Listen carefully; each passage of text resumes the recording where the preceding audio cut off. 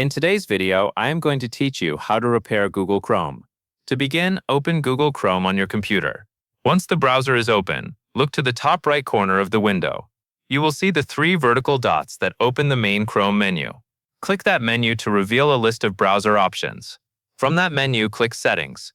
On the Settings screen, look to the left-hand sidebar. In the sidebar, click Reset Settings.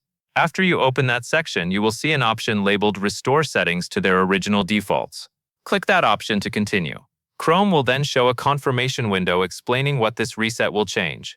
In general, this process resets your startup page, new tab page, search engine, and pinned tabs.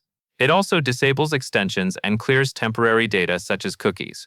Review the message carefully so you understand what will be reset. If you are ready to proceed, confirm the reset.